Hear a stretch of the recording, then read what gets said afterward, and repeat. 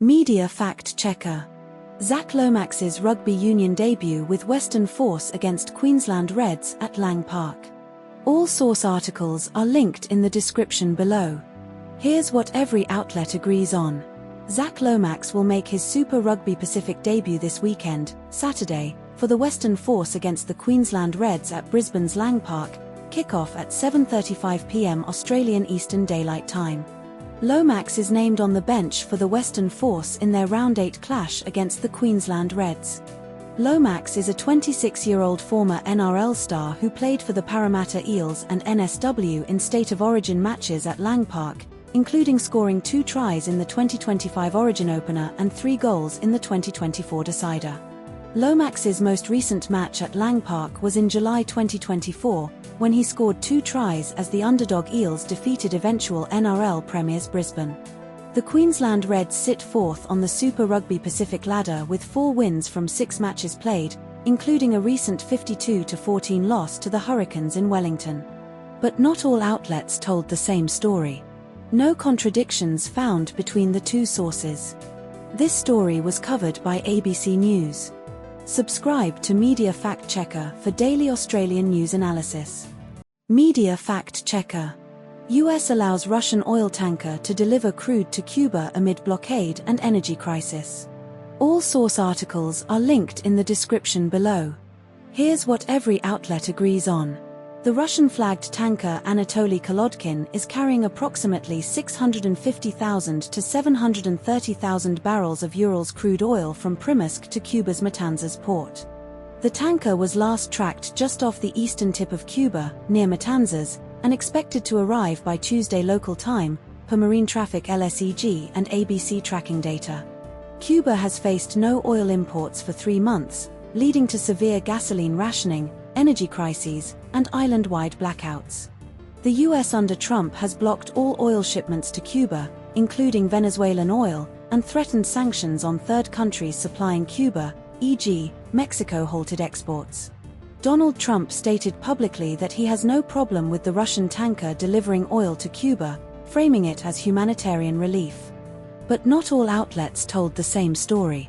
The Guardian reports 650,000 barrels of crude, while ABC states 730,000 barrels, though both cite tracking data sources. The Guardian mentions the US temporarily lifted sanctions on Russia to help oil flow post-Iran strikes, which ABC does not reference. ABC claims the oil would last Cuba 9 or 10 days, 180,000 barrels of diesel, but The Guardian does not specify diesel quantities or duration. This story was covered by ABC News and The Guardian. Subscribe to Media Fact Checker for daily Australian news analysis. Media Fact Checker. Sydney private school teacher charged with grooming and child abuse material offences. All source articles are linked in the description below. Here's what every outlet agrees on. Benjamin David Collien, 29, a casual teacher at Newington College in Sydney, was arrested on the 29th of March, 2024 for grooming a 14-year-old girl and accessing child abuse material. Collien allegedly posed as a 17-year-old boy to contact the girl on social media, who was not known to him, and pressured her to send sexually explicit images in exchange for money. Police allege Collien was arrested at his Beecroft home at approximately 5:45 a.m. and charged with using a carriage service to groom someone under 16 and accessing child abuse material. A search of Collien's devices reportedly uncovered child abuse material, and he was refused bail at Burwood Local Court. Newington College terminated Collien's employment after his arrest, and the school confirmed no Newington students were involved in the alleged grooming. But not all outlets told the same story. ABC does not mention the girl's parents contacting police on the 21st of March, 2024, while SMH explicitly states this as the date of the initial report. SMH describes the girl as vulnerable in its headline and narrative, a term not used in ABC's reporting. SMH specifies the girl was using an app affected by the under-16 social media ban, a detail not mentioned in ABC. This story was covered by ABC News and Sydney Morning Herald. Subscribe to Media Fact Checker for daily Australian news analysis. Media Fact Checker.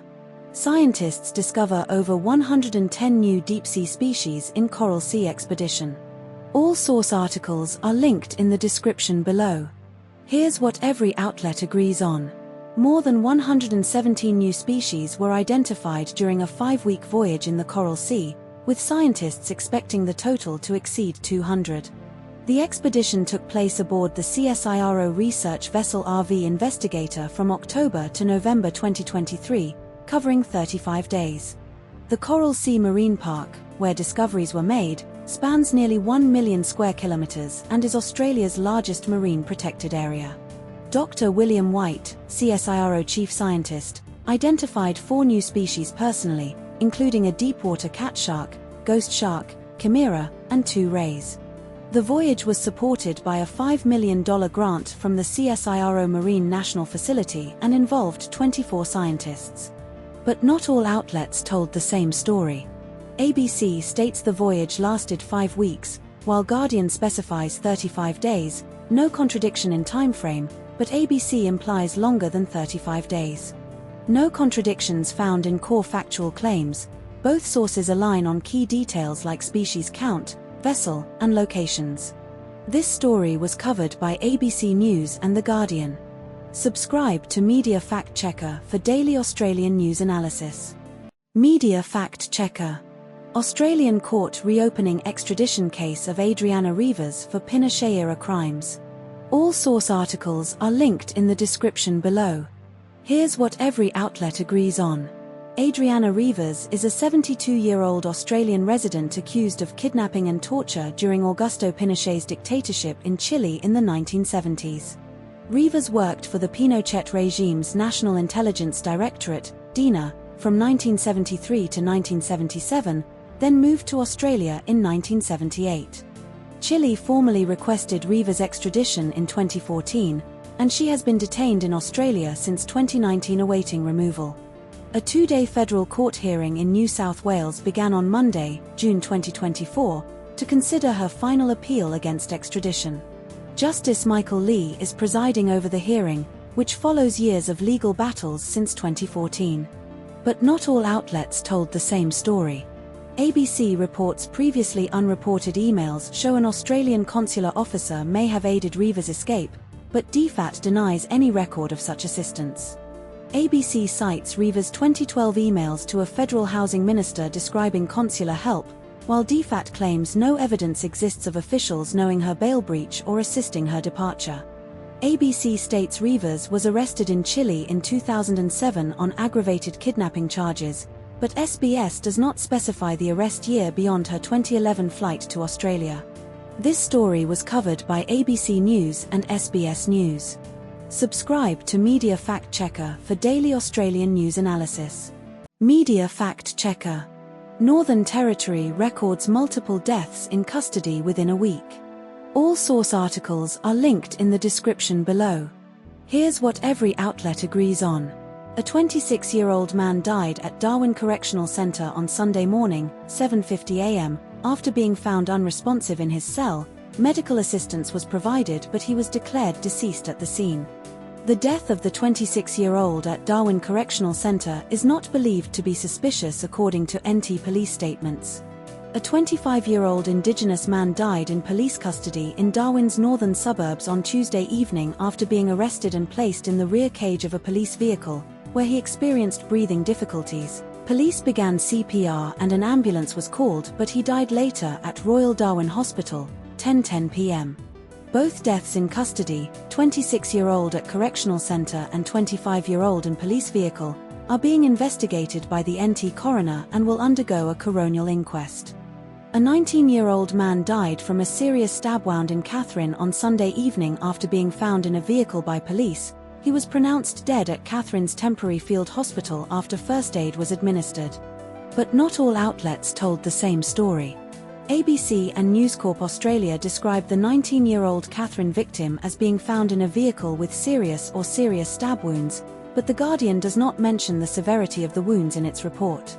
ABC states the 19-year-old Katherine victim was found at Hulse Crescent, Katherine East, while News Corp Australia does not specify the exact location beyond Katherine.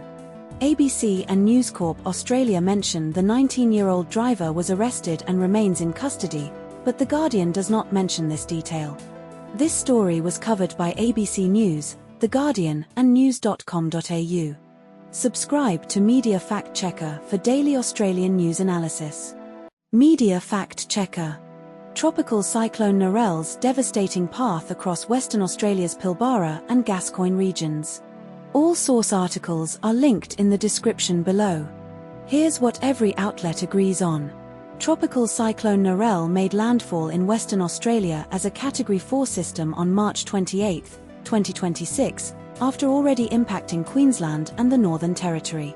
Exmouth, WA, experienced sustained winds of 250 km per hour and gusts up to 275 km per hour, causing widespread roof damage, flooding, and power outages, with the town's airport and marina severely damaged.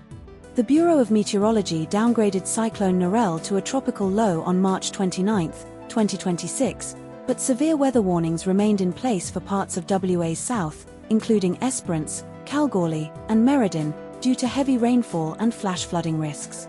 Cyclone Narelle caused extensive power outages, affecting approximately 2,000 homes in Exmouth and Carnarvon, with repairs ongoing as of March 29, 2026. The cyclone disrupted operations at Chevron's Gorgon and Wheatstone gas plants, halting LNG and domestic gas production, and closed major highways, ports, and national parks in WA's Pilbara and Gascoyne regions. But not all outlets told the same story. ABC, Article 1, states Cyclone Narelle was downgraded to a tropical low on March 28, 2026, while The Guardian, Article 2, reports it was downgraded to a tropical low on March 29, 2026. ABC, Article 1, mentions Cyclone Narelle was downgraded to a tropical low while still causing severe weather warnings for parts of WA's south, but The Guardian, Article 13, states the system was downgraded to a tropical low after already causing significant damage.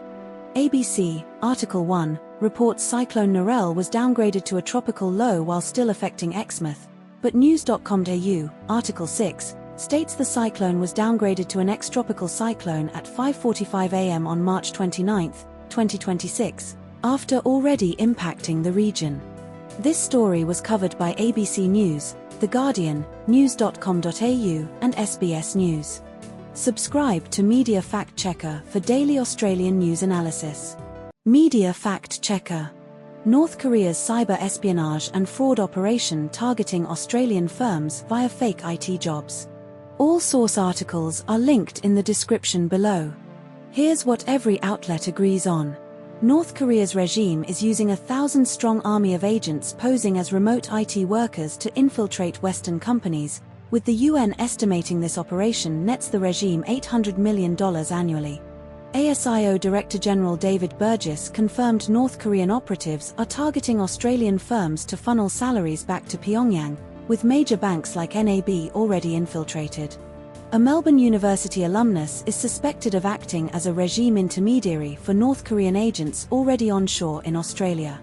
DTX's Michael Bonhart identified a suspected North Korean IT team using the identity of a supposed Queenslander named Caden, with a photoshopped Sydney water bill linked to a stolen address. Christina Chapman, a US laptop farmer, was jailed for 8.5 years after funneling $17 million to North Korea via 300-plus compromised firms, including Boeing, NBC, and Nike. But not all outlets told the same story. No contradictions found between the two sources. Both articles are nearly identical in content and reporting. This story was covered by Sydney Morning Herald and The Age. Subscribe to Media Fact Checker for daily Australian news analysis. Media Fact Checker. Victorian government expands device ban in schools to include smartwatches and headphones. All source articles are linked in the description below. Here's what every outlet agrees on. Victorian public and private, including Catholic, schools will ban internet-enabled smartwatches and wireless headphones from Term 1 2027 under new legislation introduced January 27, 2024. Mobile phones have been banned in Victorian public schools since 2020, with an independent review showing improved student focus, socialisation, and reduced device-related incidents. Education Minister Ben Carroll stated the phone ban led to more focused on class and being more social and fewer incidents involving devices. The new policy will apply to all 233 independent schools in Victoria, previously free to set their own device rules. Exceptions for health-related device use will be allowed under the new legislation. But not all outlets told the same story. Theej states the legislation will be unveiled on Wednesday, January 27, 2024, while ABC does not mention this specific date for introduction.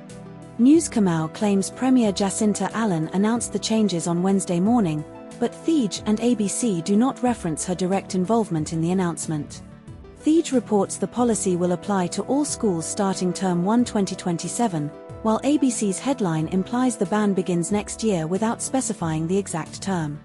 This story was covered by ABC News, news.com.au, and The Age. Subscribe to Media Fact Checker for daily Australian news analysis. Media Fact Checker. Norwegian film The Drama starring Zendaya and Robert Pattinson about a couple's wedding crisis after a shocking secret. All source articles are linked in the description below. Here's what every outlet agrees on. The film stars Zendaya as Emma and Robert Pattinson as Charlie, a newly engaged couple in Boston. The plot revolves around Emma revealing a past secret involving a high school shooting plot as a 14-year-old. The film is directed by Kristoffer Borgli, known for his Norwegian art house work and previous English-language films Sick of Myself 2023, and Dream Scenario 2023. The movie premiered in cinemas on April 2, 2024, distributed by VVS Films. Emma's partial deafness is later revealed to stem from handling her father's assault rifle too close to her ear during practice. But not all outlets told the same story. ABC describes the film's emotional tone as darkly funny and psychologically intense, while The Guardian calls it contrived but amusing with a spiky, tasteless edge. ABC frames Borgli's critique as evolving from a smug European caricature to a nuanced exploration of social capital, whereas The Guardian focuses on its jeu d'esprit of outrage without deeper social commentary. ABC highlights the film's unusually cheesy and empathetic ending, but The Guardian dismisses it as a little bit weak where Borgli loses his nerve. This story was covered by ABC News and The Guardian. Subscribe to Media Fact Checker for daily Australian news analysis. Media Fact Checker. Forecasted potential formation of a super El Niño by spring 2024 with global impacts. All source articles are linked in the description below. Here's what every outlet agrees on. European models predict a 20 to 25% chance of a super El Niño forming later this year, 2024. NOAA forecasts an El Niño forming between June and August 2024 with an 80% chance of a strong El Niño and a 1 in 3 chance of it being strong in October-December 2024. The current La Niña is nearing its end, with no official ENSO prediction yet from the Bureau of Meteorology for later 2024. Since 1980, there have been 3 super El Niño events, 1982 to 1983, 1997 to 1998, and 2015 to 2016. The 2015 to 2016 El Niño had the highest recorded sea surface temperature, SST, anomaly of 3.0 degrees in November 2015. But not all outlets told the same story. No contradictions found between the two sources. This story was covered by Sydney Morning Herald and The Age. Subscribe to Media Fact Checker for daily Australian news analysis.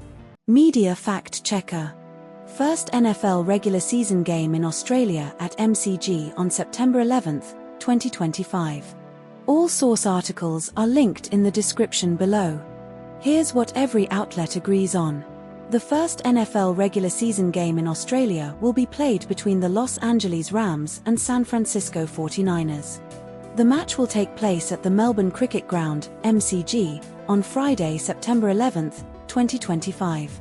Kickoff time is 10:35 a.m. Australian Eastern Standard Time, Friday, September 11th. General admission tickets start at $140, with standing room tickets at $95. Partner pre-sales for tickets begin on Wednesday, April 1, 2025, at 9 a.m.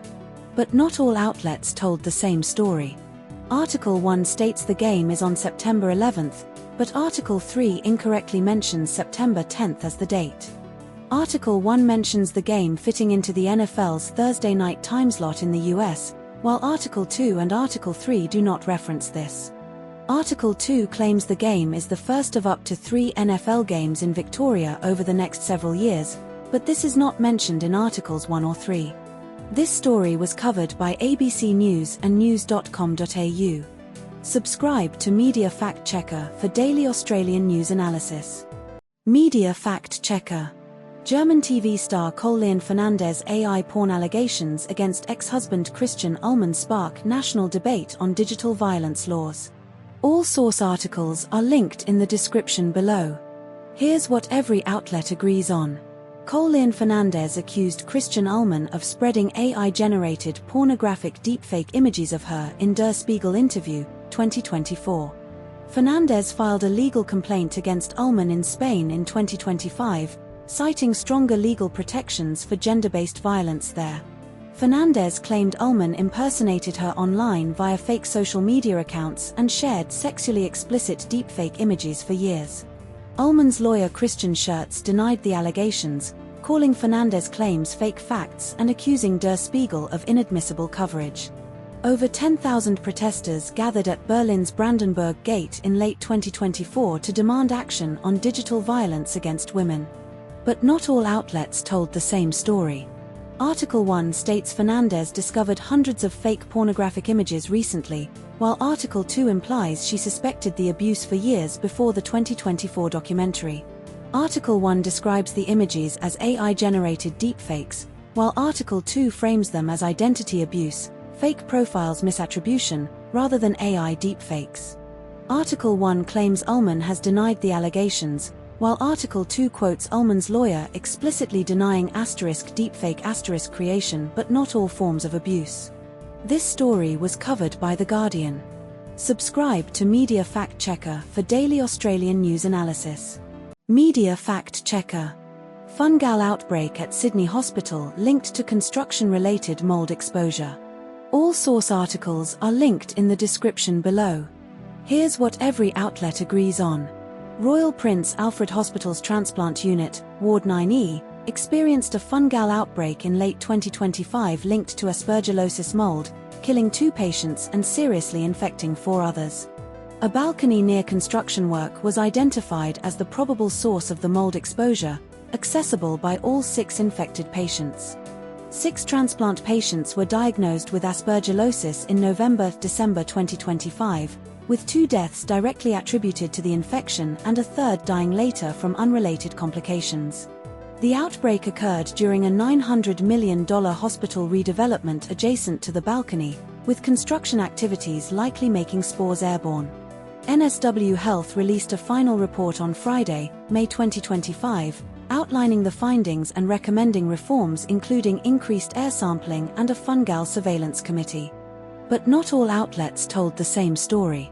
Newscomau does not mention the 3rd death being unrelated to the fungal infection, while ABC explicitly states it was due to multi-organ failure due to sepsis associated with a skin condition. ABC specifies the patient had spent 150 days in hospital prior to transplant and infection, but Newscomau omits this detail. Newscomau does not mention the $900 million redevelopment figure or the exact construction timeline, which ABC includes. This story was covered by ABC News and news.com.au. Subscribe to Media Fact Checker for daily Australian news analysis. Media Fact Checker. Angus Taylor's car theft and related political events during fuel crisis. All source articles are linked in the description below. Here's what every outlet agrees on. Angus Taylor's car was stolen on March 27 from an address in Canberra's inner south. The stolen car was located later the same day in Turner, North Canberra, by ACT policing. The vehicle was taken to an ACT policing facility for forensic examination and investigations remain ongoing. Taylor was due to attend a joint coalition press conference at a petrol station with Matt Canavan and Bridget McKenzie on March 27. ACT policing confirmed the theft via a statement to reporters. But not all outlets told the same story. Newscomau does not mention the 3-degree temperature or the shirt appearance as a reason for Taylor's attire, while SMH highlights it as a key detail. SMH suggests the car theft was likely due to an empty fuel tank, but Newscomau does not provide this specific detail. SMH includes a speculative claim that Taylor's office declined to comment, while Newscomau only states the office was contacted for comment without confirming a refusal. This story was covered by news.com.au and Sydney Morning Herald. Subscribe to Media Fact Checker for daily Australian news analysis. Media Fact Checker. Israeli death penalty law for Palestinians sparks UN and international condemnation. All source articles are linked in the description below. Here's what every outlet agrees on. The Israeli Knesset passed a law on Monday allowing the death penalty for Palestinians in the occupied West Bank convicted of deadly terror attacks by military courts, with executions to occur within 90 days of sentencing. The law does not apply to Jewish extremists accused of similar crimes, creating a discriminatory two-tiered justice system. UN High Commissioner for Human Rights Volker Turk stated the law is patently inconsistent with Israel's international law obligations and could constitute a war crime if applied in the occupied Palestinian territory. The legislation was backed by Israeli National Security Minister Itamar Ben-Gvir, who has worn a noose-shaped lapel pin symbolizing executions under the proposal. Israel has only applied the death penalty twice in its history, in 1948, against a military captain for high treason, and in 1962, Nazi war criminal Adolf Eichmann. But not all outlets told the same story. The Guardian mentions the law would apply to residents of the occupied Palestinian territory and constitute a war crime, while ABC does not explicitly state this as a direct UN claim. The Guardian includes a specific mention of the law's 90-day execution timeline and severe restrictions on appeals, which ABC does not detail. The Guardian highlights the number of Palestinians in Israeli jails, 9,000, and conditions of starvation and torture, while ABC does not provide this specific figure or detail. This story was covered by ABC News and The Guardian. Subscribe to Media Fact Checker for daily Australian news analysis. Media Fact Checker. Nicolas Maduro's U.S. court appearance for narco-terrorism charges after his January 2024 arrest. All source articles are linked in the description below. Here's what every outlet agrees on. Nicolas Maduro and his wife Cilia Flores were captured by U.S. Special Forces in Caracas on the 3rd of January, 2024 during a pre-dawn raid. Maduro and Flores face a narco-terrorism indictment in Manhattan Federal Court, with potential life imprisonment if convicted. Maduro and Flores pleaded not guilty during their 5th of January arraignment in New York. Prosecutors allege Maduro's government leveraged power to protect and promote illegal activity, including drug trafficking. Maduro and Flores are detained in a Brooklyn jail and have not been released on bail. But not all outlets told the same story. Guardian Article 1 states Maduro's arrest enabled the U.S. to rebuild ties with Venezuela's Maduro-less government, but Guardian Article 2 does not mention this outcome. Guardian Article 1 reports Maduro wore a neon t-shirt under prison garb, while ABC does not specify his shirt color or details about his attire. Guardian Article 2 claims the U.S. military raid in Caracas reportedly killed 100 people, but ABC does not mention this death toll explicitly. This story was covered by ABC News and The Guardian. Subscribe to Media Fact Checker for daily Australian news analysis. Media Fact Checker. Former AFL player Leigh Ryswyk becomes first openly gay male in the league. All source articles are linked in the description below. Here's what every outlet agrees on. Leigh Ryswyk is the first past or present AFL player to come out as gay. Ryswyk played one AFL match for the Brisbane Lions in 2005 against Fremantle at Subiaco Oval. Ryswyk played 226 matches for North Adelaide in the SANFL. Ryswyk publicly came out during an interview on Melbourne FM station Joy 94.9's Gay FL programme on the 22nd of May, 2024, or equivalent date. Ryswyk's friends had known he was gay for 5 years prior to his public announcement. But not all outlets told the same story. ABC states Ryswyk came out yesterday during an interview, while Guardian and ABC, Article 3, specify it was on Joy 94.9's GayFL program on a specific date, implied the 22nd of May, 2024. No contradictions in core factual details, all sources agree on key events and figures. This story was covered by ABC News, The Guardian and SBS News. Subscribe to Media Fact Checker for daily Australian news analysis. Media Fact Checker. F1 safety crisis after Oliver Bearman's high-speed crash at Japanese GP due to closing speed differentials. All source articles are linked in the description below. Here's what every outlet agrees on. Oliver Bearman crashed at the Japanese Grand Prix, Suzuka, after evading Franco Colapinto's Alpine at 307 km/h 191 mph with a closing speed of 50 km/h. Bearman's Haas car suffered a 50G impact with barriers and he emerged with only bruising, while his car was heavily damaged. The crash occurred because Bearman was using boost mode, deploying electrical energy, while Colapinto was recovering energy, creating a significant speed differential.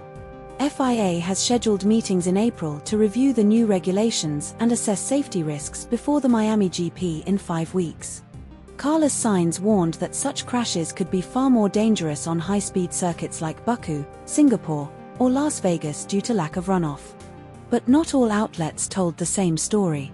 Guardian Article 1 states Bearman's speed was 307 km/h 191 mph when he veered off, while Guardian Article 2 says 190 mph, no km/h figure provided. Guardian Article 1 mentions Bearman's closing speed was 50 km/h, but Guardian Article 2 does not specify the exact closing speed in km/h, only enormously different speeds. ABC describes Bearman as limping away from the crash, while Guardian Article 1 and 2 describe him as unhurt or with only bruising, no limping mentioned. This story was covered by ABC News and The Guardian. Subscribe to Media Fact Checker for daily Australian news analysis. Media Fact Checker. Australian aid worker Zomi Frankcom's death in Israeli drone strike and ongoing investigation demands. All source articles are linked in the description below. Here's what every outlet agrees on.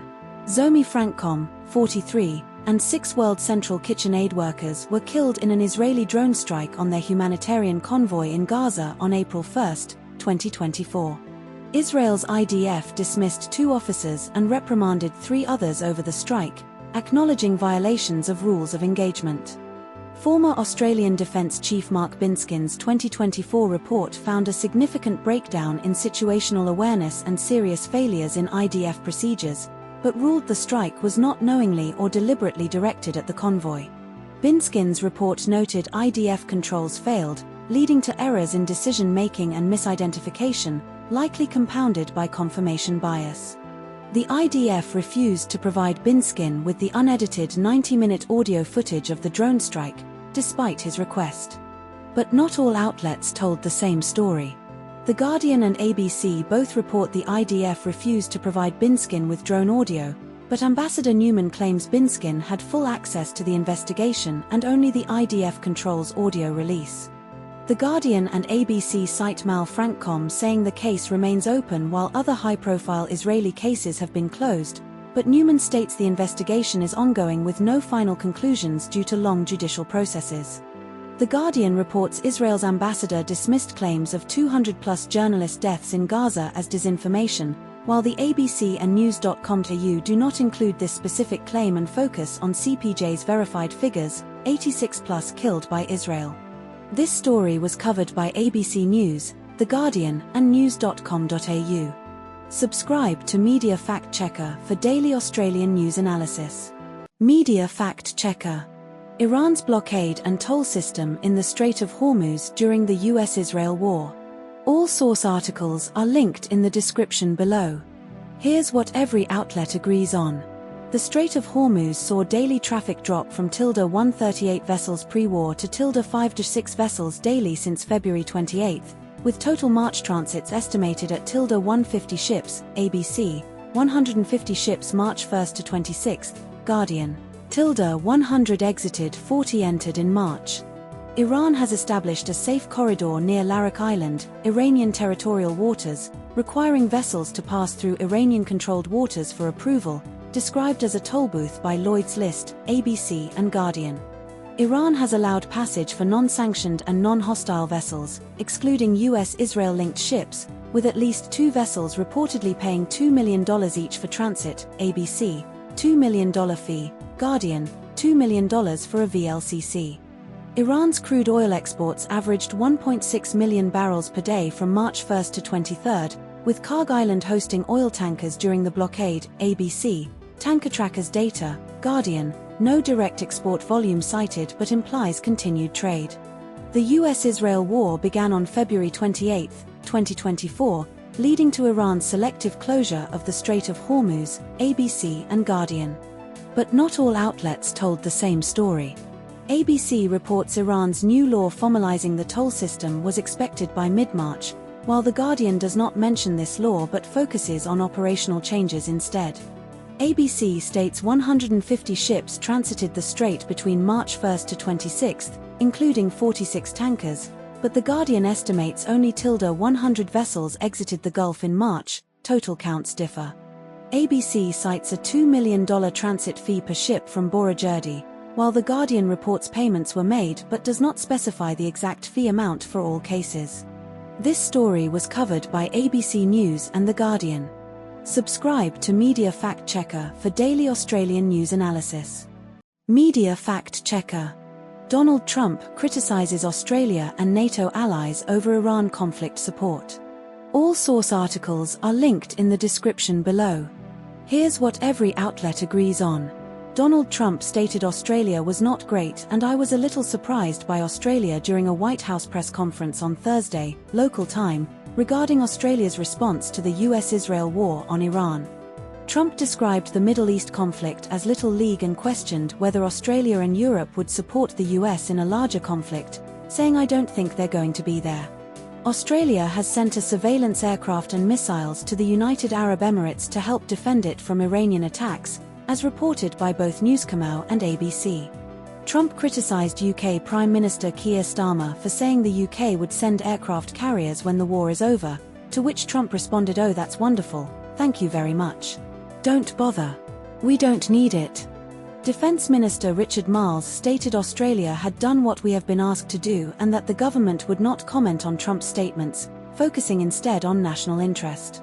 But not all outlets told the same story. Newscomau and ABC report Trump said Australia was not great and I was a little surprised by Australia, but Guardian does not explicitly state this phrasing, only that Trump took another swipe at Australia.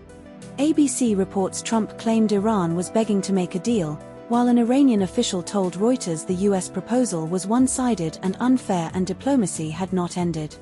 Newscomau and ABC report Trump criticized Australia for not providing military power to open the Strait of Hormuz, but ABC states Australia signed a joint statement offering to contribute to efforts to protect the waterway, with discussions ongoing. This story was covered by ABC News, The Guardian, and news.com.au. Subscribe to Media Fact Checker for daily Australian news analysis. Media Fact Checker. Australia's Reserve Bank bans debit credit card surcharges and caps interchange fees. All source articles are linked in the description below. Here's what every outlet agrees on. The RBA will ban surcharges on credit and debit card payments, MasterCard, Visa, EFTPOS, from October 1, 2026, excluding American Express due to its different regulation. Consumers will save approximately $1.6 billion annually from the removal of surcharges, according to the RBA. Businesses will save about $910 million per year due to lowered interchange fee caps, credit cards, 0.8% to 0.3%, debit cards, 0.2% to 0.16%. The RBA estimates 84% of businesses currently do not surcharge card payments, while roughly 16% do, with hospitality businesses surcharging at about 1/3 of the time. The RBA will enforce transparency measures, requiring card networks, EFTPOS, MasterCard, Visa, to publish their fees for businesses to compare. But not all outlets told the same story. The Guardian, Article 1, and ABC report that businesses will absorb surcharge costs and increase prices, but the RBA consensus states 84% of businesses already do not surcharge and will benefit from lower interchange fees. The Guardian, Article 2, claims the RBA estimates a one-off 0.1% price increase for consumers, while the ABC and other sources do not explicitly quantify this increase but imply it will occur. The Independent Payments Forum, Brad Kelly, argues small businesses will pass costs to all customers, including cash users, but the RBA emphasizes the reforms will make card payments simpler and help businesses get better value. This story was covered by ABC News, The Guardian, news.com.au, SBS News, Sydney Morning Herald and The Age. Subscribe to Media Fact Checker for daily Australian news analysis. Media Fact Checker. Daly Cherry-Evans returned to Manly Warringah at Brookvale Oval for the Roosters in 2026 season opener. All source articles are linked in the description below. Here's what every outlet agrees on. Daly Cherry-Evans made his first appearance for the Roosters at Brookvale Oval after leaving Manly Warringah in the off-season. The match took place on a stormy night with lightning, heavy rain, and power cuts at Brookvale Oval an hour before kick-off. Manly Warringah started the 2026 NRL season with a 0-3 record, including 3 losses at Brookvale Oval. Cherry-Evans was booed by Manly fans during warm-ups, team introductions, and throughout the game. Manly's forward pack struggled early, with Jake Trbojevic recording just 8 runs for 70 metres across 3 games before the match.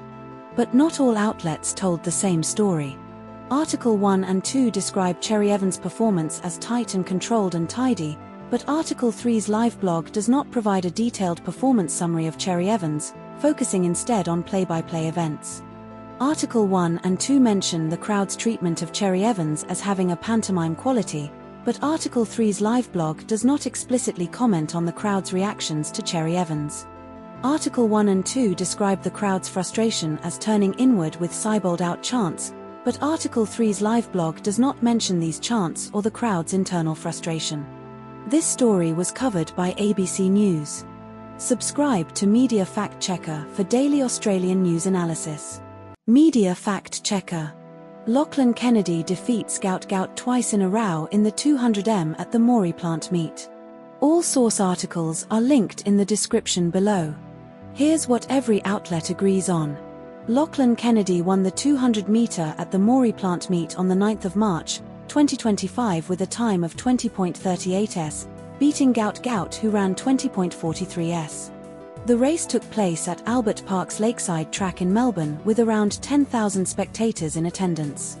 Kennedy also won the 100-metre earlier in the evening with a time of 10.03s, setting a meet record. Gout Gout reached the 200m semi-finals at the 2024 World Athletics Championships in Tokyo. Gout Gout is 18 years old and Kennedy is 22 years old. But not all outlets told the same story. SMH and ABC describe Kennedy's 100m time as 10.03s, but Guardian 2 does not mention the exact time. Guardian 1 states Gout Gout's 200m season opener was 20.42s with a strong headwind, while SMH and ABC do not mention this specific time.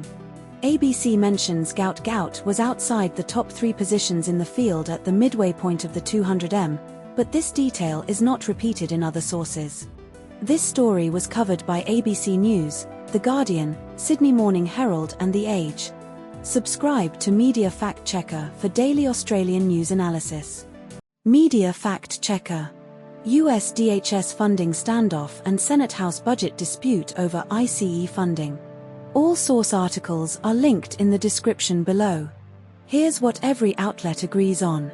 The Senate approved a DHS funding package by voice vote on March 29, funding TSA and US Coast Guard but excluding ICE and parts of CBP, Article 1, Article 2. TSA staff have worked without pay since mid-February, February 13, due to the funding lapse, Article 1, Article 2, Article 3. The House of Representatives rejected the Senate's DHS funding deal on March 29 and passed its own bill funding DHS fully for 8 weeks, Article 2, Article 3. Donald Trump ordered executive action on March 29 to pay TSA agents immediately, with paychecks expected as early as March 30, Article 1, Article 3. Nearly 500 TSA officers have quit or called in sick due to the shutdown, Article 3, mentioned in Article 1. But not all outlets told the same story.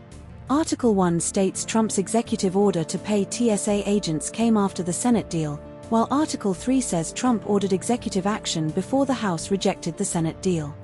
Article 1 says the Senate funding package was passed by a voice vote, while Article 2 says it was passed unanimously.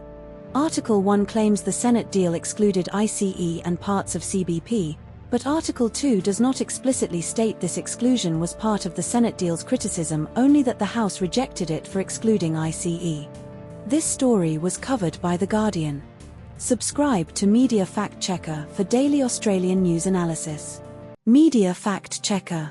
Barbie Dream Fest event backlash over underwhelming experience and refunds. All source articles are linked in the description below. Here's what every outlet agrees on. The event was called Barbie Dream Fest and took place in Fort Lauderdale, Florida. Tickets ranged from $69, day pass, to $449, 650 Australian dollars, for the Dream Pass. The event was organized by Mischief Management, which licensed the Barbie brand from Mattel. Attendees reported receiving only a plastic hairbrush and Barbie-branded hand sanitizer in their swag bag. The life-sized Barbie dream house was described as a cheap backdrop with a picnic table on fake turf. But not all outlets told the same story.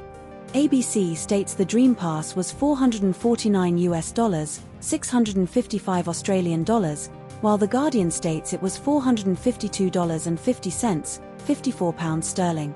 ABC mentions the event's refund policy initially said tickets were not refundable before changing, but The Guardian does not mention this detail. ABC cites a specific attendee name, Michael Gorey, and source, The Times, while The Guardian does not provide specific attendee names or sources for quotes. This story was covered by ABC News and The Guardian. Subscribe to Media Fact Checker for daily Australian news analysis. Media Fact Checker. UK nurse Lucy Letby's 2015-16 neonatal unit murder convictions and allegations of miscarriage of justice. All source articles are linked in the description below. Here's what every outlet agrees on. Lucy Letby was convicted in 2022 of murdering 7 babies and attempting to murder 7 more while working at the Countess of Chester Hospital's neonatal unit between 2015 and 2016. She was sentenced to 15 whole-life prison orders, and the UK Court of Appeal refused her permission to appeal in 2023. Letby's lawyer Mark MacDonald submitted an application to the Criminal Cases Review Commission, CCRC, in 2024, supported by reports from 27 medical experts, requesting a re-examination of her convictions. The CCRC is currently reviewing the application for a potential retrial. Former police detectives Stuart Clifton, Beverly Elite Case, and Steve Watts, National Healthcare Death Guidelines author, initially believed Letby was guilty but later concluded the case was a miscarriage of justice. But not all outlets told the same story. Article 1 states David Davis called Letby's case a miscarriage of justice and cited 2 former detectives who now agree with him, while Article 2 omits Davis's direct claim of miscarriage of justice and focuses only on his parliamentary speech criticisms. Article 1 reports Davis saying Cheshire Police failed to conduct proper due diligence on appointed experts, but Article 2 does not mention this specific failure. Article 1 includes Policing Minister Sarah Jones's defence of the investigation and Cheshire Police's ratings, while Article 2 does not reference Jones's statement. This story was covered by The Guardian. Subscribe to Media Fact Checker for daily Australian news analysis. Media Fact Checker. Review of JW Marriott Khao Lak Resort and Spa in Thailand by 2 sources. All source articles are linked in the description below. Here's what every outlet agrees on. The resort is named JW Marriott Khao Lak Resort and Spa and located at 4112 Smoo 3 Kuk Kark, Takua Pa District, Phang Ngo, Thailand, 82220. The resort has 424 rooms and villas, with a recent redevelopment adding 127 rooms and villas. Check-in occurs on lobby sofas rather than at the reception desk, with aromatic tea and chilled facecloths provided. The resort features 6 distinct accommodation wings connected by extensive waterways and lush gardens.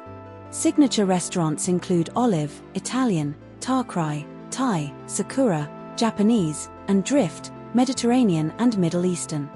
But not all outlets told the same story. No contradictions found between the two sources as they are nearly identical in content. This story was covered by Sydney Morning Herald and The Age.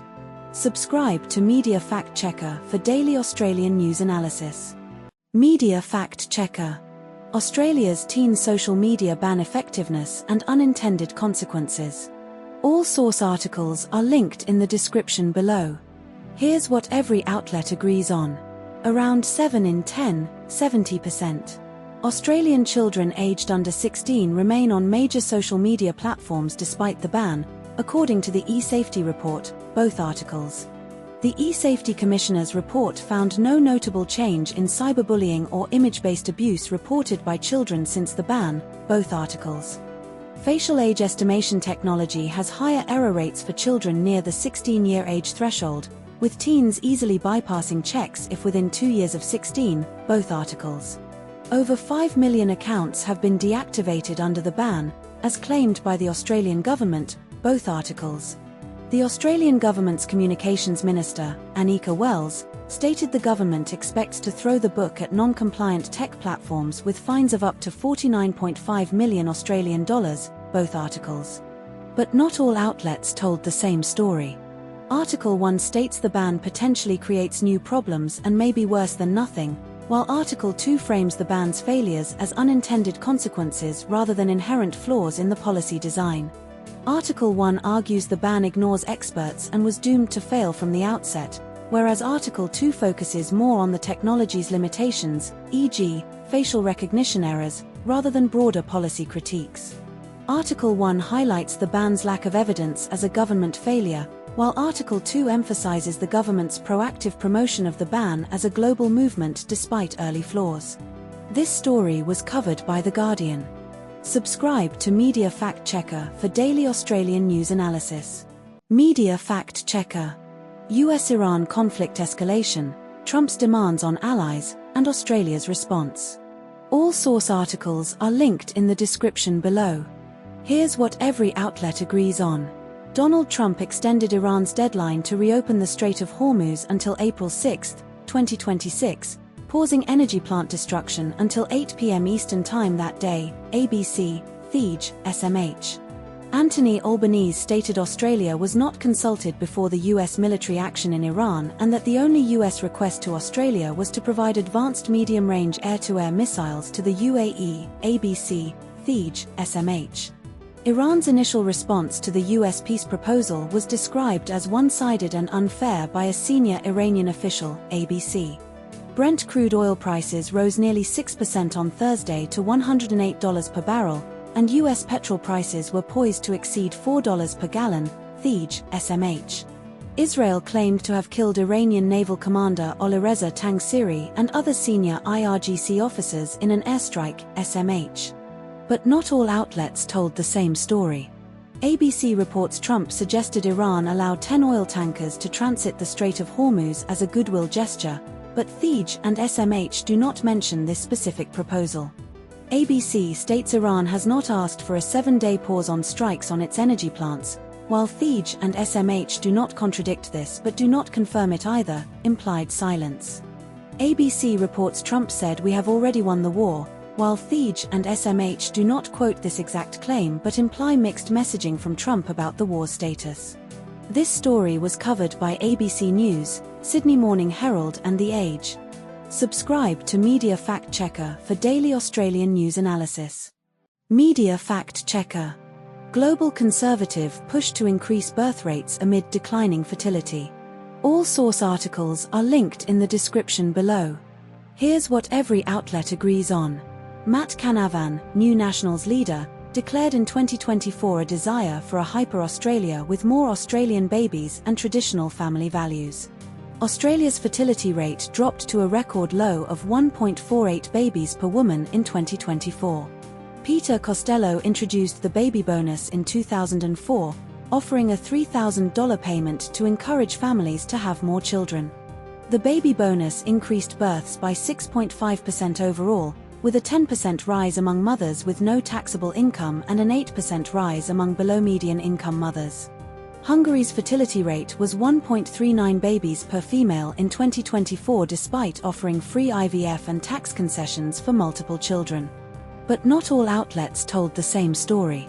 Article 1 states the UK's two-child limit on social benefits would still apply to migrant families, but no source explicitly contradicts this, only that Farage proposed abolishing it.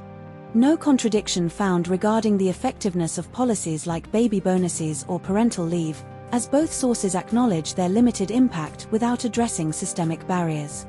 Article 1 mentions the Nationals Party's report uses the term mass migration, but no other source confirms or denies this specific phrasing.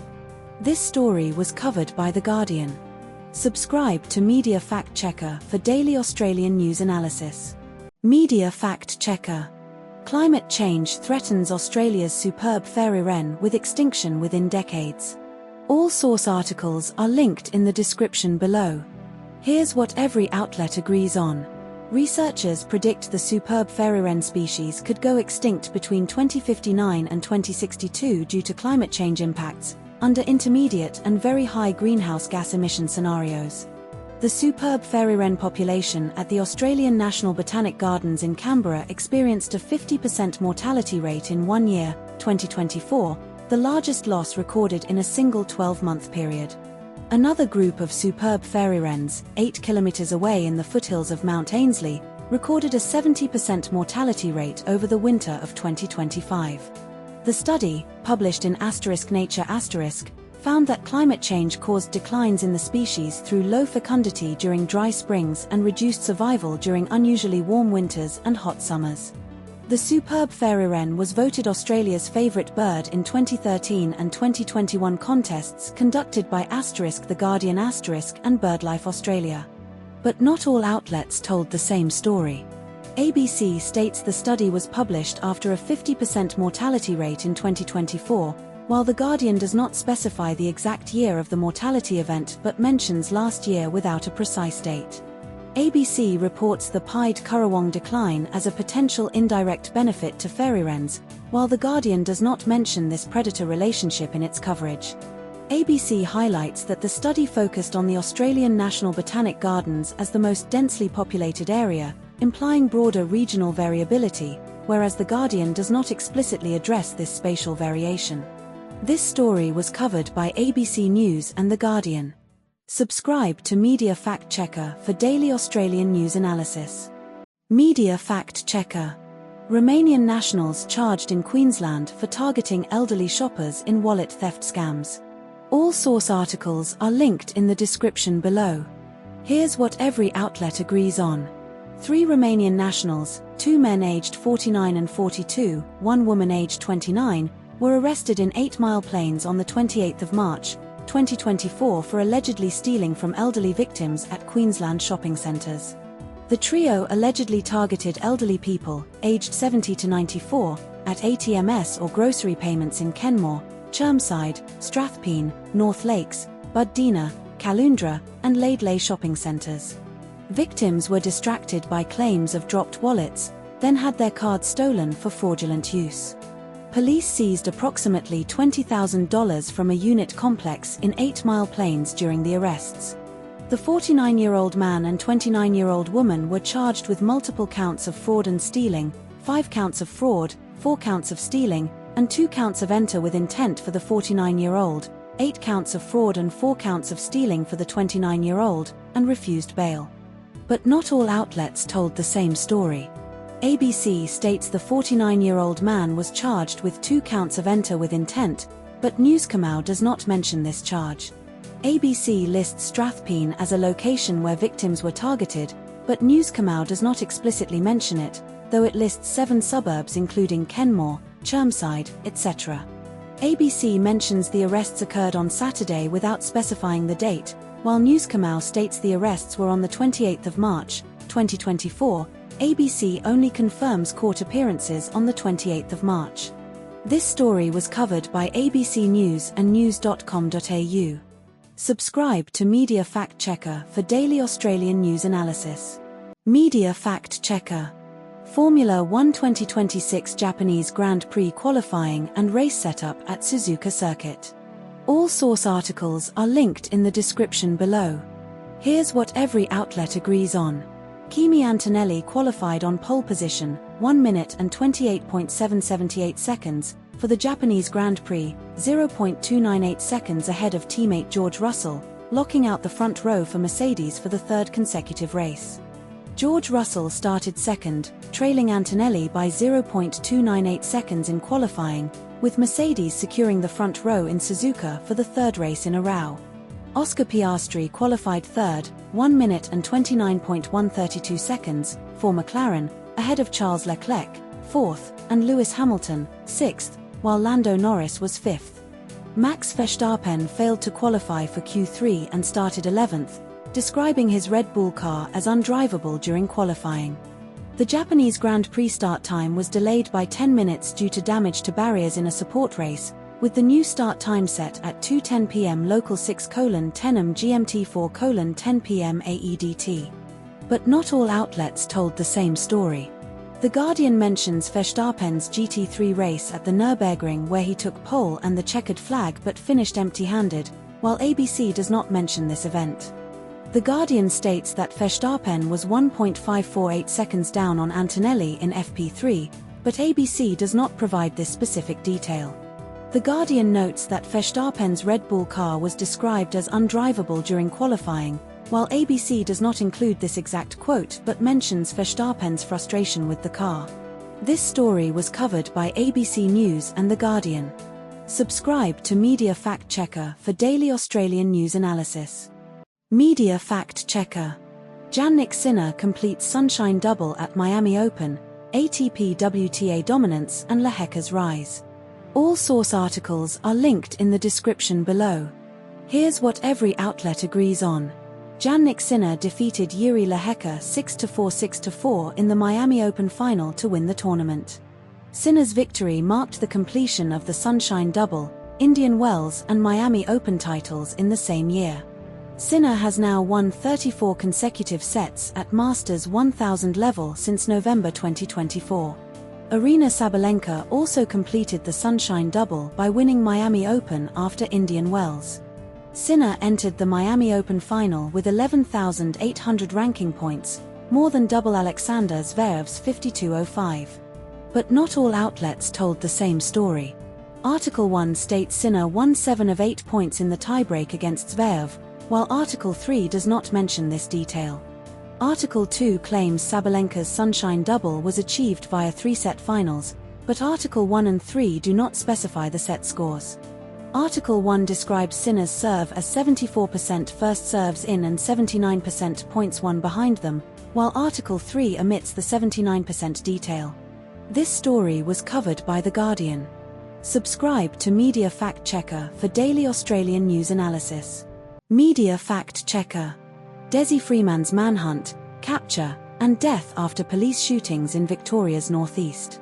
All source articles are linked in the description below. Here's what every outlet agrees on. Desi Freeman, 56, formerly Desmond Philby, was shot dead by police on Monday, March 3, 2026, at a property in Thollagolong, Victoria, after a 7-month manhunt following the fatal shooting of 2 police officers in Porepunkah on August 26, 2025. Freeman allegedly killed Detective Leading Senior Constable Neil Thompson, 59, and Senior Constable Vadim de Wart-Hottet, 34, during a search warrant execution at his Porepunkah property on August 26, 2025, and injured a third officer. The manhunt involved over 2,000 public tips, 450-plus police officers, Australian Defence Force members, and a $1 million reward for information leading to Freeman's arrest. Freeman was found hiding in a converted shipping container at a remote property in Thollagolong, approximately 150 to 200 kilometres northeast of Porepunkah, near the Murray River and Mount Lawson National Park. The standoff lasted about 3 hours, with police using negotiation tactics, tear gas, and a Bearcat vehicle before Freeman emerged with a firearm, believed to be a stolen police-issue Smith & Wesson, and was shot dead by multiple officers. But not all outlets told the same story. The Guardian reported that Freeman's wife believed he died shortly after fleeing Porepunkah, while ABC and The Age noted that Freeman was found alive in Tholagolong after 7 months. The Guardian mentioned that some locals in Porepunkah refused to believe he's dead, while ABC and The Age reported widespread relief in the community about Freeman's capture. The Guardian stated that Freeman's death polarized the population in Porepunkah, with locals threatening media personnel, but ABC described the community as generally relieved and looking forward to tourism recovery. This story was covered by ABC News, The Guardian, news.com.au, SBS News, Sydney Morning Herald and The Age. Subscribe to Media Fact Checker for daily Australian news analysis. Media Fact Checker. 20-year-old man charged with terrorism offences in WA after alleged extremist planning. All source articles are linked in the description below. Here's what every outlet agrees on. Jason Joseph Michaels, 20, was charged with terrorism and weapons offences in February 2024 following a raid at his parents' Bindoon home, 75 kilometres northeast of Perth. Police seized dozens of rounds of ammunition, guns, and knives during the raid at Michaels' home. Michaels allegedly wrote a manifesto detailing plans for attacks on Parliament House, police headquarters, and mosques in Perth. Michaels appeared via video link from Casuarina Prison's Special Handling Unit for his bail hearing in Perth Magistrates Court. Magistrate Belinda Coleman refused bail, describing Michaels' writings as disturbing and not mere ramblings. But not all outlets told the same story. News.com states Michaels' lawyer argued his writings were a form of escapism with no real intention to carry them out, while ABC frames it as a pie-in-the-sky plan and make-believe without clarifying intent. News.com describes Michaels' diary as peppered with big grandiose ideas that were never going to happen, while ABC omits this specific phrasing. News.com mentions Michaels practiced picking locks in his bedroom, but ABC does not reference this detail. This story was covered by ABC News and news.com.au. Subscribe to Media Fact Checker for daily Australian news analysis. Media Fact Checker. Australia's fuel supply crisis and government response amid Middle East conflict. All source articles are linked in the description below. Here's what every outlet agrees on. Australia's current fuel reserves include 30 days worth of diesel, 39 days worth of petrol, and 30 days worth of jet fuel, ABC Article 1 and ABC Article 2. All fuel shipments to Australia are secured through to May 2024, ABC Article 1 and ABC Article 2. The federal government has not publicly indicated a clear threshold for restricting petrol consumption or rationing, ABC Article 1 and ABC Article 2. Internal government modelling assumed rationing would only be considered if the national diesel stockpile dropped to 10 days' supply, ABC Article 1 and ABC Article 2. The government has halved the fuel excise by 26.3 cents per litre for 3 months starting April 1st, saving motorists $19 per 65-litre tank, ABC Article 1 and ABC Article 2.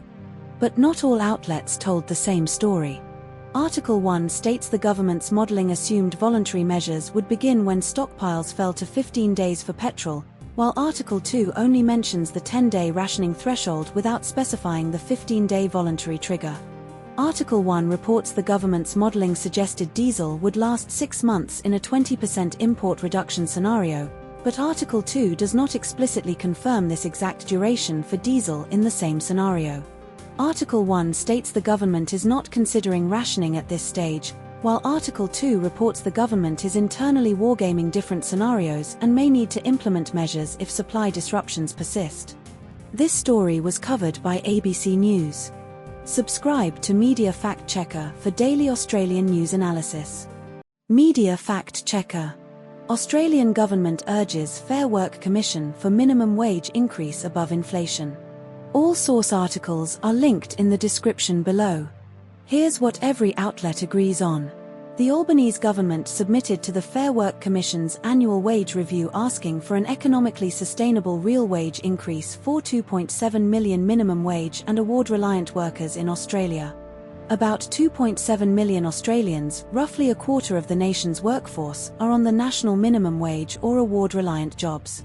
The current minimum wage is $175.40 per week, higher than when the Albanese government took office in 2022. The Fair Work Commission will decide on any minimum wage increase in coming months, with the new rate set to take effect from July 1st. The Reserve Bank of Australia raised the official cash rate to 4.1% on March 17, marking the second consecutive hike in 2026. But not all outlets told the same story. News Kamau states the government's submission suggests an increase consistent with inflation returning to the RBA's 2 to 3% target band in 2026 to 27, while ABC emphasizes the government is urging an above-inflation increase for 2026. News Kamau does not mention specific wage increase targets from unions or business groups, whereas ABC reports the ACTU wants a 5% rise and ACCI wants 3.5%. News Kamau does not mention the Fair Work Commission's 2024 determination giving a 3.75% increase, which ABC explicitly references. This story was covered by ABC News and news.com.au. Subscribe to Media Fact Checker for daily Australian news analysis. Media Fact Checker. Tropical Cyclone Narelle's rare triple landfall and iron-rich dust storm causing blood-red skies in Western Australia. All source articles are linked in the description below. Here's what every outlet agrees on. Tropical Cyclone Narelle made landfall in Western Australia on Friday, the 27th of March, 2013, near Exmouth, roughly 900 kilometers north of Perth in the Food Bowl region. The sky turned blood-red in Shark Bay, Western Australia, ahead of Cyclone Narelle's arrival due to iron-rich dust picked up by strong winds from the Pilbara region's rust-red soils. The phenomenon was caused by high winds stirring up dust from the Pilbara's iron ore-rich landscape, with the Pilbara being less than 400 kilometers northeast of Denham, Shark Bay's location. Cyclone Narelle became the first storm system in over 20 years to make landfall in 3 of Australia's states and territories. The red sky lasted several hours, beginning around midday, and cleared quickly after the cyclone's winds and rain arrived. But not all outlets told the same story. Guardian Article 1 states Cyclone Narelle made landfall on Friday afternoon without specifying the exact date, while Articles 2 and 3 confirm the date as the 27th of March, 2013, not 2014. ABC describes the sky turning orange before becoming red, while Guardian sources only mention the sky turning red without mentioning an orange phase. Guardian Article 1 does not mention the worldwide news coverage or specific global outlets, New York Times, CNN, reporting the event, which ABC highlights as a key detail. This story was covered by ABC News and The Guardian. Subscribe to Media Fact Checker for daily Australian news analysis. Media Fact Checker. Fair Work Commission abolishes junior pay rates for 18 to 20-year-olds in Australia. All source articles are linked in the description below. Here's what every outlet agrees on. The Fair Work Commission abolished junior pay rates for workers aged 18 and over in retail, fast food, and pharmacy sectors. Around 500,000 young Australians will benefit from the wage increase, according to ABS data and union estimates.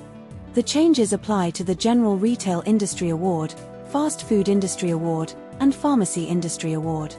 Workers aged 18 were previously paid 70% of the adult rate, 19-year-olds 80%, and 20-year-olds 90% under junior rates. The wage adjustments will be phased in over 4 years, with the first changes starting in December 2024. But not all outlets told the same story. The Guardian mentions the decision applies to pharmacy sector awards, but SBS does not reference pharmacies in its coverage. The Guardian specifies a 6-month employment requirement for workers to receive the adult rate, while ABC and SBS do not mention this detail. The ABC and Guardian both cite Gerard Dwyer's comparison to equal pay for women, but only The Guardian includes Chalmers' direct quote about fair wages. This story was covered by ABC News, The Guardian, and SBS News. Subscribe to Media Fact Checker for daily Australian news analysis. Media Fact Checker. Sydney man charged in mistaken identity kidnapping and murder of Chris Bagsarian. All source articles are linked in the description below. Here's what every outlet agrees on. Declan Jake Donnelly, 23, was arrested at a Seven Hills property on March 2024 for alleged involvement in Chris Bagsarian's, 85, abduction and murder. Chris Bagsarian was abducted from his North Ryde home on February 13, 2024, and his body was found near a Pitt Town golf course on February 24, 2024. Gerard Andrews, 29, and Daniel Stevens, 24, were charged with murder and kidnapping related to Bagsarian's death on March 2024. Donnelly was charged with murder and take detain in company with intent to ransom occasioning bodily harm, kidnapping with intent to harm. Donnelly did not apply for bail and remains in custody, with his next court appearance scheduled for May 22, 2024. But not all outlets told the same story.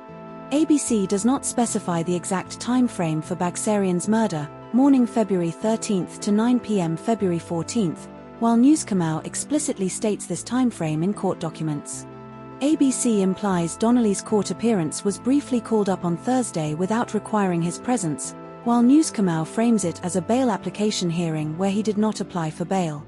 Newscomau lists 3 distinct firearm charges: possess unauthorized firearm, possess ammunition without license, acquire firearm without authority, but ABC groups these as a number of firearms charges without detail.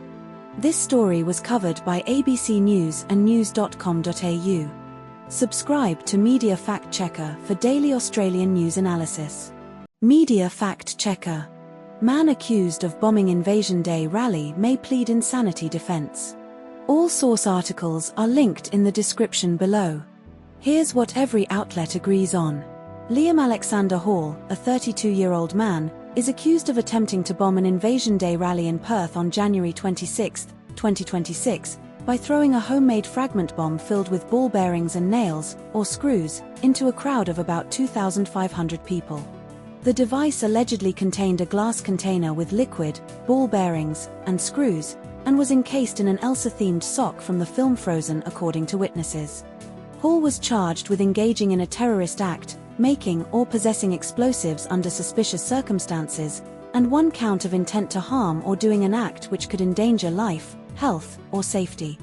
Hall is currently detained at Western Australia's Franklin Centre at Greylands Hospital in Perth's western suburbs, a psychiatric facility for mentally unwell prisoners and those facing criminal charges.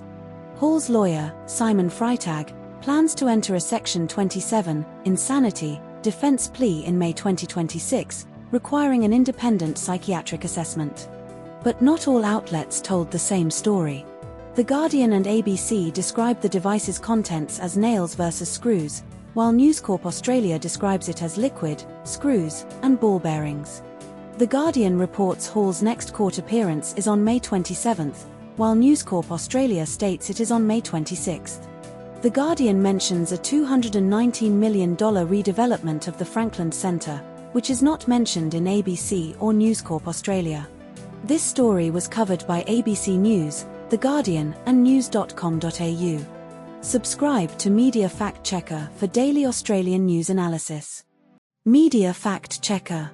Legal dispute between Kyle Sandilands, Jackie Henderson, and ARN Media over contract terminations.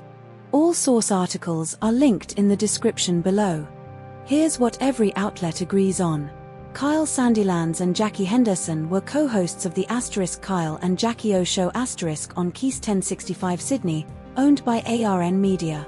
ARN terminated both Sandilands and Henderson's contracts in March 2024 following an on-air argument on February 20, 2024, involving bullying and psychosocial health complaints from Henderson. Sandilands' contract was a 10-year deal worth $100 million, $10 million annually, including a $7.4 million base salary, $200,000 consultancy fee, $120,000 flight allowance, and $500,000 in contra airtime. Sandilands filed a federal court claim on March 20, 2024, alleging wrongful termination and unconscionable conduct under the Australian consumer law, seeking $85 million in unpaid earnings. Henderson filed a separate federal court claim on March 26, 2024, seeking at least $82.25 million in compensation for wrongful termination, citing adverse action under the Fair Work Act. But not all outlets told the same story. The The Guardian and ABC both report ARN cited Henderson's complaint letter as the trigger for termination, but neither source provides the letter's exact wording or dates of prior incidents beyond February 2024. Sunderland's lawyers, ABC Guardian, claim the termination was invalid because Henderson's contract was already terminated, leaving no time to remedy the situation, while ARN's lawyer, ABC, argues the case involves prior conduct beyond the 20-minute incident. The Guardian and ABC both state Sunderland's contract included a $7.4 million base salary, but only The Guardian specifies the $200,000 consultancy fee and $500,000 contra airtime as part of the $100 million deal. This story was covered by ABC News, The Guardian, Sydney Morning Herald and The Age. Subscribe to Media Fact Checker for daily Australian news analysis. Media Fact Checker. Australia's diplomatic and economic response to Iran's attacks on Gulf states and fuel crisis impacts. All source articles are linked in the description below. Here's what every outlet agrees on. Australia condemned Iran's indiscriminate attacks on Gulf states, Bahrain, Jordan, Kuwait, Oman, Qatar, Saudi Arabia, UAE, and Jordan at a UN urgent debate, with Ambassador Claire Walsh reading the statement. Australia co-sponsored a UN resolution condemning Iran's targeting of civilians and civilian infrastructure, resulting in loss of innocent lives. Australia called on Iran and its proxies to cease all such attacks immediately and affirmed support for Gulf Cooperation Council, GCC, and Jordan's sovereignty and security. Australia's statement at the UN emphasized upholding international humanitarian law to protect civilians, including humanitarian personnel. Iran responded to US-Israeli strikes by firing drones and rockets at Gulf states with ties to Washington, targeting oil tankers in the Strait of Hormuz. But not all outlets told the same story. The Guardian does not mention the US's 15-point peace plan or Iran's counteroffer demanding control of the Strait of Hormuz, while News.com Australia reports these details. The Guardian does not reference the White House's threat to unleash hell on Iran, which is included in News.com Australia's article. The Guardian emphasizes domestic political blame-shifting, e.g., Senator Mackenzie's criticism, and South Korea's emergency measures as solutions, while News.com Australia focuses on diplomatic and military responses. This story was covered by The Guardian and News.com.au. Subscribe to Media Fact Checker for daily Australian news analysis. Media Fact Checker. Federal judge halts Trump's White House ballroom construction pending congressional approval. All source articles are linked in the description below.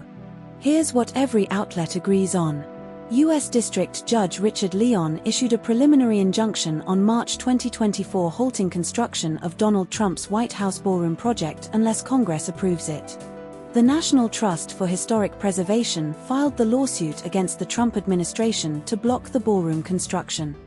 The east wing of the White House was demolished in October 2023 to make way for the new ballroom, which Trump claims will seat 999 people, ABC News. The planned ballroom is approximately 8,360 to 8,400 square meters, 90,000 to 90,300 square feet, and cost an estimated $400 million, ABC News. Judge Leon explicitly stated the President of the United States is the steward of the White House, not the owner, ABC News. But not all outlets told the same story. News states Trump began East Wing demolition on the day Anthony Albanese visited, but ABC does not mention this timing. News implies Judge Leon's ruling was framed as a positive outcome for constitutional balance, while ABC focuses on the administration's intent to appeal.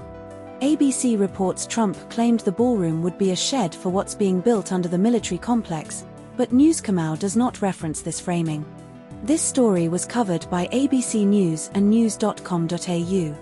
Subscribe to Media Fact Checker for daily Australian news analysis. Media Fact Checker. Australian PM Anthony Albanese addresses nation amid Middle East war fuel price crisis. All source articles are linked in the description below. Here's what every outlet agrees on. Anthony Albanese delivered a rare national address to Australia on Wednesday evening. The address was broadcast on all radio and TV stations in Australia. The war in the Middle East, specifically escalating conflict involving Iran, caused the largest spike in petrol and diesel prices in history. Albanese warned Australians that the next few months may not be easy. The economic fallout from the war is escalating and affecting daily life. This story was covered by The Guardian. Subscribe to Media Fact Checker for daily Australian news analysis.